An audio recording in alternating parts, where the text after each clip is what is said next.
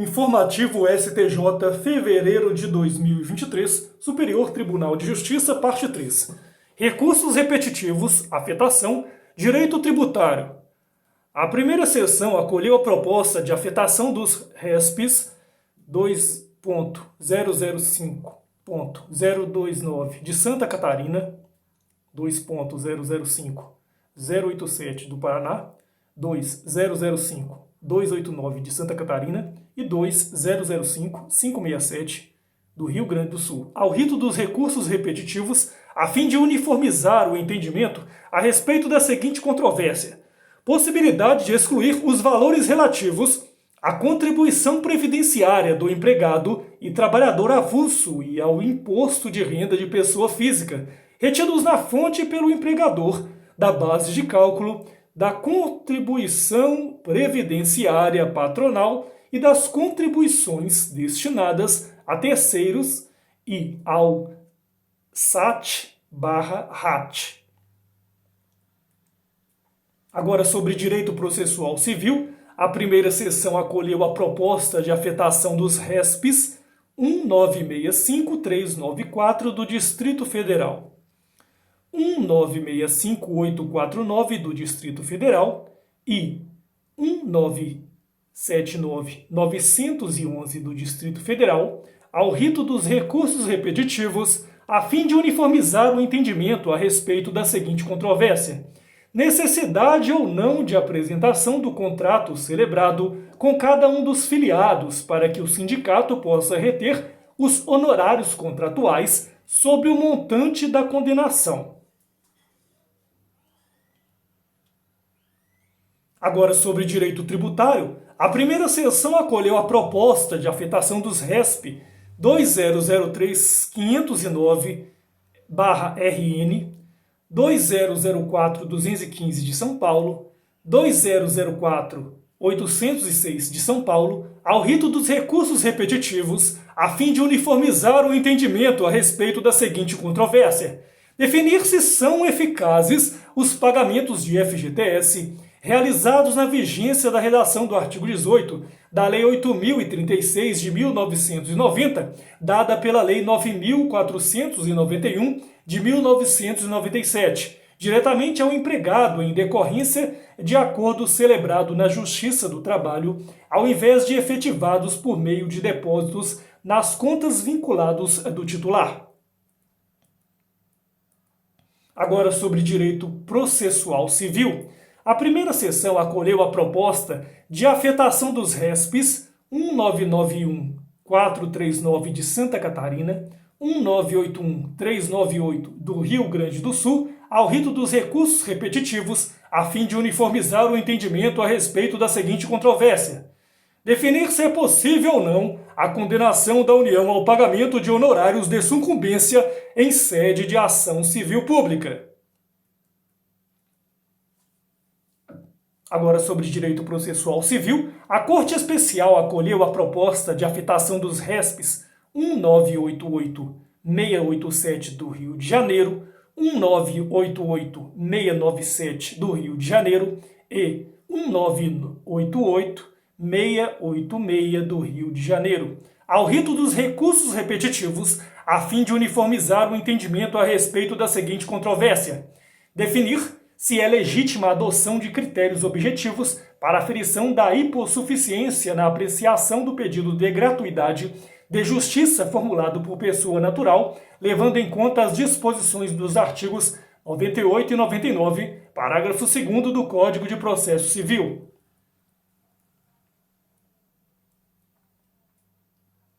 Agora, sobre o número 763, Brasília, 14 de fevereiro de 2023, primeira sessão Direito Processual Civil. A divergência entre acórdão prolatado por turma recursal estadual e a jurisprudência do STJ, reclamação, cabimento, resolução número 12 de 2009 do STJ, revogação, resolução número 22 de 2016 do STJ, competência, câmaras reunidas ou seção especializada dos tribunais de justiça. O destaque é que compete às câmaras reunidas ou à seção especializada dos tribunais de justiça a competência para processar e julgar as reclamações destinadas a dirimir divergência entre acórdão prolatado por turma recursal estadual e a jurisprudência do Superior Tribunal de Justiça, consolidada em incidente de assunção de competência e de resolução de demandas repetitivas, em julgamento de recurso especial repetitivo e em enunciados das súmulas do STJ. As informações do inteiro teor é que da leitura da íntegra da Lei nº 9.099 de 1995, percebe-se que o legislador não definiu um mecanismo de revisão das decisões das turmas recursais, nem de uniformização da jurisprudência, menos ainda de adequação à jurisprudência do Superior Tribunal de Justiça. Essa lacuna ensejou no âmbito do STJ a partir do julgamento pelo Supremo Tribunal Federal dos EDCL no recurso especial 572 da Bahia, Tribunal Pleno, relator ministro Ellen Grace, DJE, de 27/11/2009, a criação de procedimentos com relação a acórdãos de turma recursais estaduais previstos na Lei 9.099 de 1995, para adequá-los à jurisprudência, súmula ou orientação adotada na sistemática dos recursos repetitivos do STJ. Era a ratio essente da Resolução nº 12 de 2009 do STJ, a qual dispunha sobre o processamento no Superior Tribunal de Justiça das reclamações destinadas a dirimir divergência entre acórdão prolatado por turma recursal estadual e a jurisprudência desta Corte. Ocorre que referida resolução foi expressamente revogada pela emenda ao regimento interno do Superior Tribunal de Justiça, número 22, de 16 de março de 2016, com a edição da resolução do STJ/GP número 3, de 7/4/2016, foi atribuída às câmaras reunidas ou à seção especializada dos tribunais de justiça a competência para processar e julgar as reclamações destinadas a dirimir divergência entre acórdão prolatado por turma recursal estadual e a jurisprudência do Superior Tribunal de Justiça, consolidada em incidente de assunção de competência e de resolução de demandas repetitivas em julgamento de recurso especial repetitivo e em enunciados das súmulas do STJ. Agora, sobre direito processual civil, princípio da não surpresa, artigo 10 do Código de Processo Civil de 2015, classificação jurídica da questão controvertida, embargos de divergência, aplicação automática e restrita, inviabilidade. O destaque é que não ofende o artigo 10 do Código de Processo Civil de 2015 o provimento jurisdicional que dá classificação jurídica à questão controvertida, apreciada em sede de embargos de divergência. As informações do inteiro teor é que inicialmente impende assinalar que, na linha dos precedentes desta Corte, não há ofensa ao princípio da não surpresa quando o magistrado, diante dos limites da causa de pedir, do pedido e do substrato fático, delineado nos autos, realiza a tipificação jurídica da pretensão no ordenamento jurídico, posto aplicando a lei adequada à solução do conflito, ainda que as partes não a tenham invocado, iura novit curia, e independentemente de oitiva delas, até porque a lei deve ser do conhecimento de todos, não podendo ninguém se dizer surpreendido com a sua aplicação. Aginte no RESP 1799071 do Paraná, relator ministro Moura Ribeiro, terceira turma, julgado em 15 de agosto de 2022. Ainda no tocante ao conteúdo de tal princípio, este Superior Tribunal já assentou que não possui dimensões absolutas que levem à sua aplicação automática e restrita. Aginte no ARESP 1.778081 do Paraná, relator ministro Herman Benjamin, segunda turma, julgado em 21 de fevereiro de 2022. É firme a compreensão desta Corte, segundo a qual não há ofensa do artigo 10 do Código de Processo Civil de 2015, se o tribunal dá classificação jurídica aos fatos controvertidos contrários à pretensão da parte com aplicação da lei aos fatos narrados nos autos. Aginte no ARESP 1.8893 349 do Rio de Janeiro, relator ministro Mauro Campbell Marques, segunda turma, julgado em 16/11/2021. À vista da dimensão relativa do apontado princípio, equivocada a interpretação que conclua pela sua aplicação automática e irrestrita, mormente no bojo da tomada de votos em julgamento de embargos de divergência.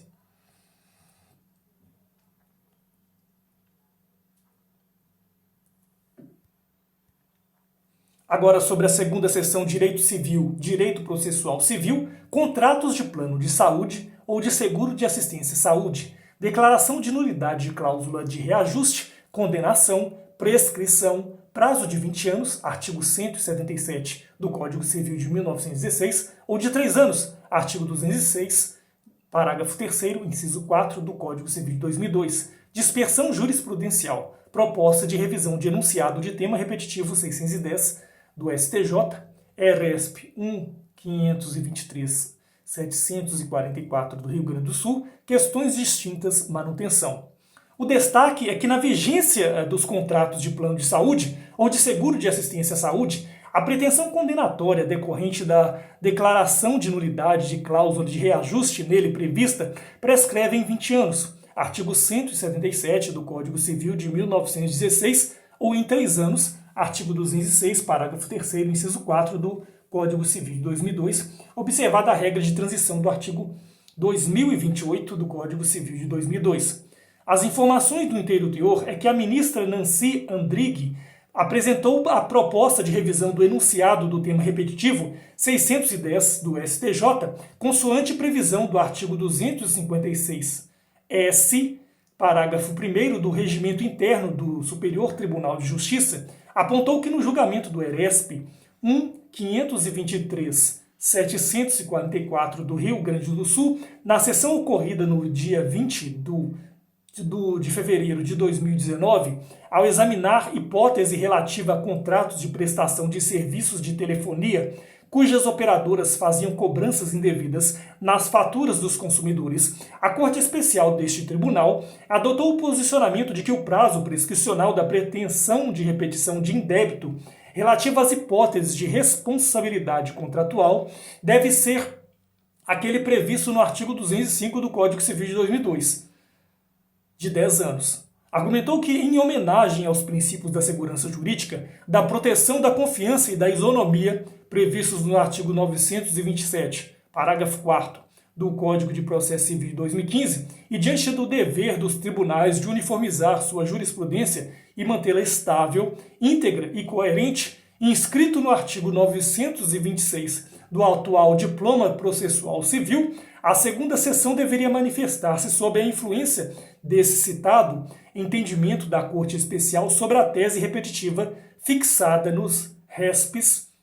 1361182 do Rio Grande do Sul e 1360969 do Rio Grande do Sul, tema 610 do STJ. Venceu o entendimento de que o tema 610 do STJ deveria ser mantido porque o julgamento da Corte diz respeito a contratos de lapso prescricional aplicável aos casos de repetição de indébito por cobrança indevida de valores referentes a serviços não contratados por telefonia, o que ontologicamente é distinto do objeto do referido tema, que trata do prazo prescricional para exercício da pretensão de revisão de cláusula contratual, que prevê reajuste de plano de saúde. Apontou-se que, ainda que a repetição do indébito esteja em alguma medida incluída na discussão do processo que deu origem ao precedente, não é necessariamente o tema em si. Ainda que o julgamento dos ERESPs número 1.523.744 do Rio Grande do Sul tenha tangenciado o mesmo tema, uma vez que ali ficou decidido que a discussão sobre a cobrança indevida de valores constantes de relação contratual e eventual repetição de indébito não se enquadra no prazo trienal, seja porque a causa jurídica, em princípio, existe relação contratual prévia em que se debate a legitimidade da cobrança, seja porque a ação de repetição de indébito é ação específica, não diz respeito efetivamente à mesma questão, uma vez que o tema 610 refere-se especificamente a planos de saúde. Para se chegar a um precedente qualificado, com a consagração de tese jurídica apta a retratar o entendimento do tribunal sobre determinada matéria e a ser aplicada a todos os processos pendentes e futuros que versem sobre o mesmo tema, o caminho de construção conjunta é longo e árduo. De igual forma, a superação de um precedente qualificado, overrunning,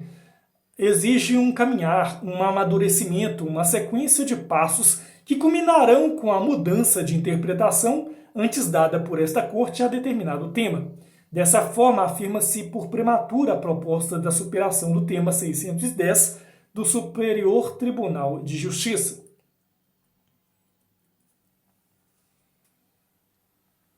Agora, terceira seção, direito penal militar, direito processual penal militar. Crime do artigo 324 do Código Penal Militar. Norma penal em branco, denúncia que não indica lei, regulamento ou instrução que teria sido violada e não descreve o ato prejudicial à administração militar. Inépcia, trancamento. O destaque é que o reconhecimento da justa causa para a persecução criminal no delito do artigo 324 do Código de Processo Militar exige que o Ministério Público indique na denúncia a lei e regulamento ou instrução alegadamente violada, além de descrever o ato prejudicial à administração militar. As informações do inteiro teor é que o conflito de competência decorre da divergência instaurada entre o juízo federal e o juízo auditor da Auditoria Militar. Em ambos, houve recusa ao processamento e ao julgamento da suposta prática de delito do artigo 324 do Código de Processo Militar, imputado a policial militar. O tipo penal previsto no artigo 324 do Código Penal Militar criminaliza o ato de deixar no exercício de função de observar lei, regulamento ou instrução dando causa direta à prática de ato prejudicial à administração militar. Nesse contexto, o Ministério Público imputou ao denunciado, na qualidade negligente, delito militar, que se trata de norma penal em branco. Assim, para o reconhecimento de justa causa, exige-se que o Ministério Público indique na denúncia a lei ou o regulamento ou a instrução alegadamente violada por tratar-se de norma penal em branco,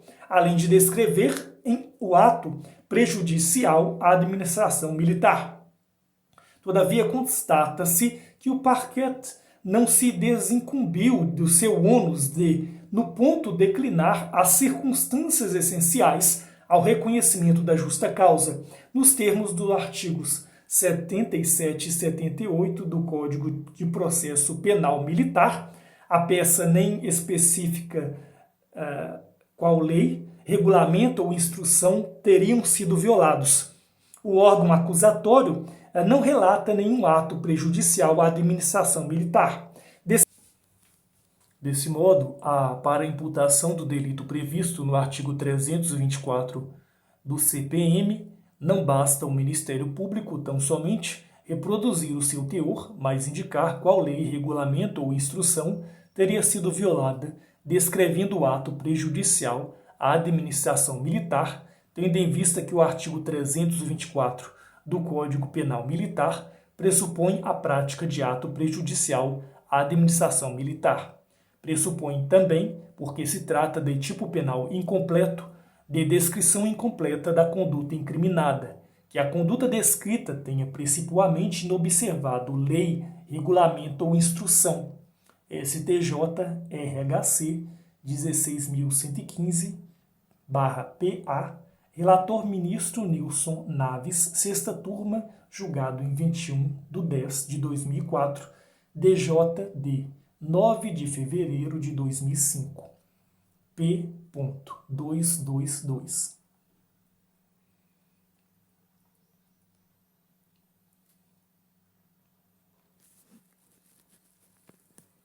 Agora sobre direito penal, direito processual penal, crime de falsificação de documento público, identidades funcionais do Poder Judiciário da União, documento expedido pela Administração Pública Federal, artigo 4º da Lei nº 12.774 de 2012, ofensa à fé pública e à presunção da veracidade, interesse direto da União, competência da Justiça Federal. O destaque é que compete à Justiça Federal processar e julgar o crime de falsificação de documento público, consistente na falsificação de identidades funcionais do Poder Judiciário da União. As informações do inteiro teor é que o Superior Tribunal de Justiça sedimentou a súmula 546 a orientação jurisprudencial de que a competência para processar e julgar o crime de uso de documento falso é firmada em razão da entidade ou órgão a qual foi apresentado o documento público, não importando a qualificação do órgão expedidor.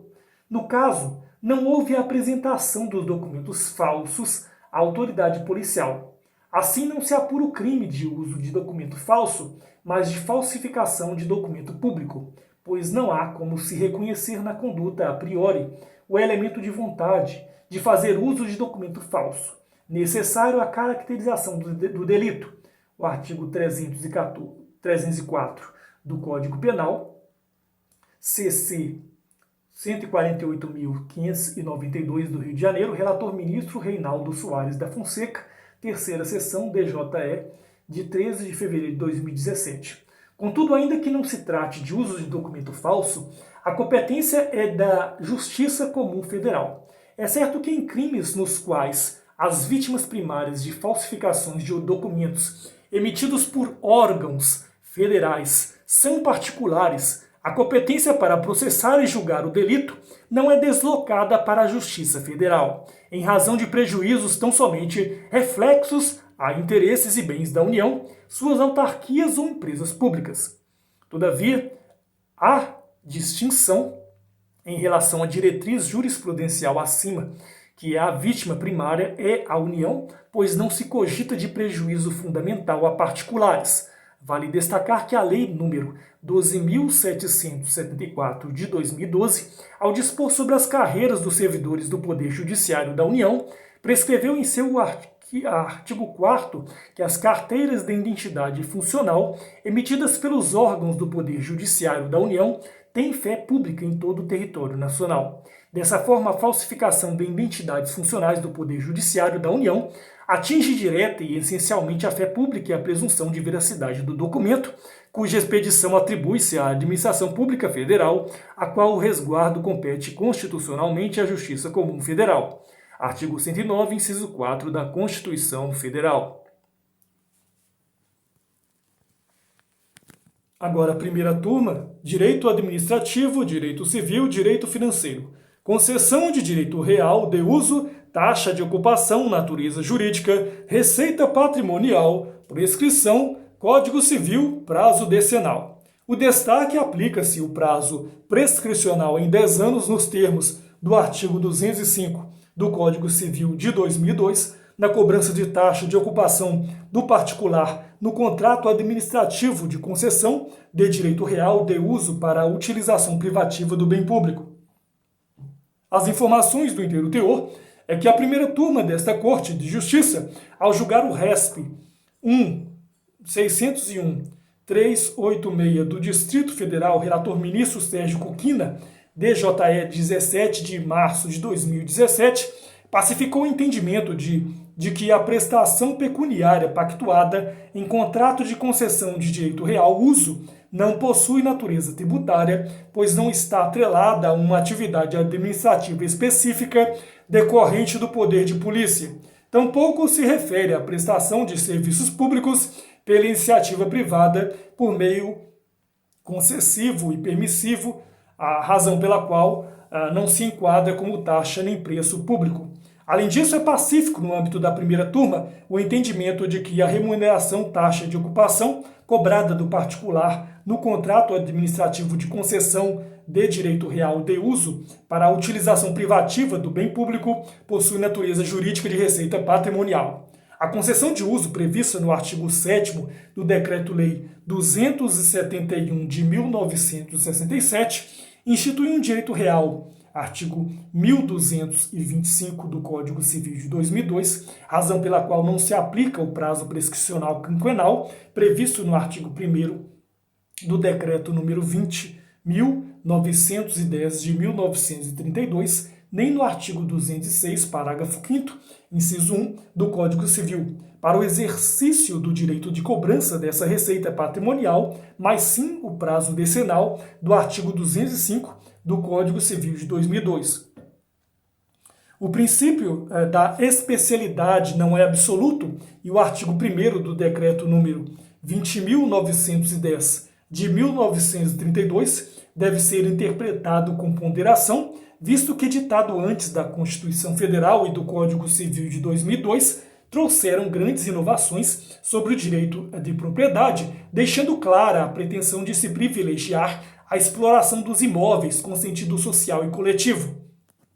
No contrato de concessão de direito real de uso, o concessionário assume a responsabilidade de destinar o terreno a um interesse social estabelecido em lei e contratualmente determinado em caráter resolúvel, assumindo inclusive os pagamentos das taxas e impostos incidentes sobre o imóvel,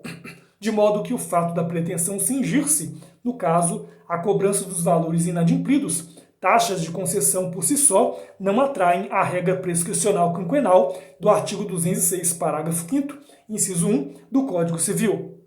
Se a responsabilidade pelo pagamento das taxas de ocupação emerge da relação jurídica material com o imóvel, em face até mesmo da segurança jurídica, não há como aplicar o artigo 206,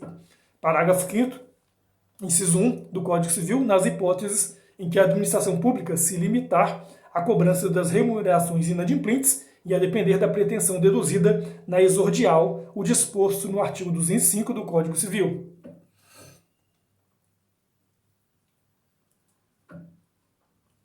Agora, sobre a segunda turma, direito previdenciário e direito tributário, contribuição previdenciária patronal, base de cálculo, vale transporte, auxílio alimentação e inclusão. O destaque é que são os valores descontados dos empregados relativos à participação deles no custeio do vale transporte e auxílio alimentação não constam no rol das verbas que não integram o conceito de salário de contribuição listadas no parágrafo 9º do artigo 28 da Lei 8.212 de 1991, razão pela qual devem constituir a base de cálculo da contribuição previdenciária de terceiros e do SAT/RAT a cargo da empresa.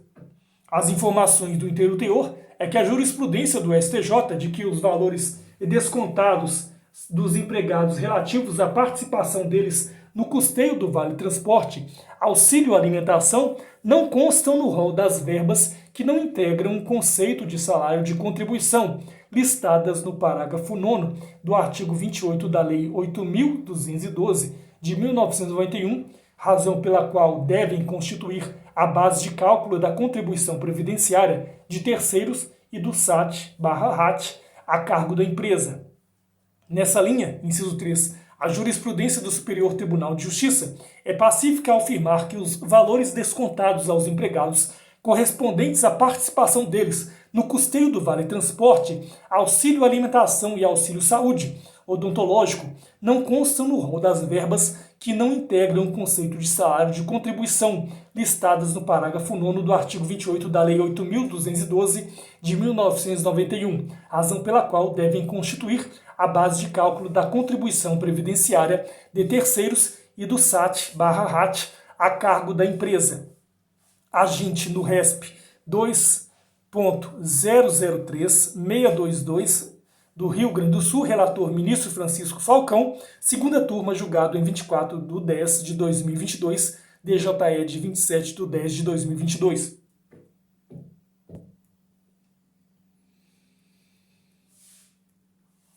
Agora, sobre direito processual civil, impugnação ao cumprimento da sentença, acolhimento parcial da execução, recurso cabível, decisão que não extinguiu a execução, agravo de instrumento, fungibilidade e impossibilidade. O destaque é que a decisão que declara a inexigibilidade parcial da execução é irrecorrível mediante agravo de instrumento, configurando erro grosseiro a interposição de apelação, o que inviabiliza a aplicação do princípio da fungibilidade recursal.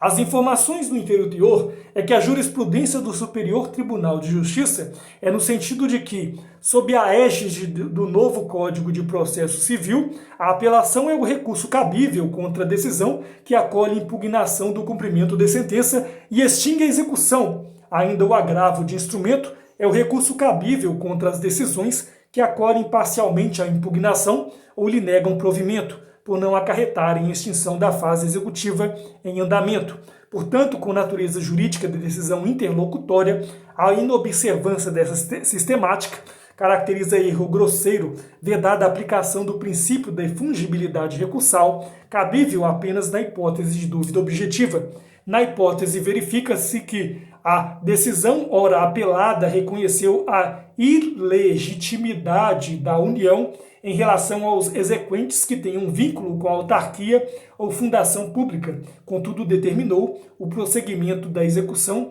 assim considerando que não há extinção da execução, o recurso cabível seria o agravo de instrumento, o que inviabiliza a aplicação do princípio da fungibilidade.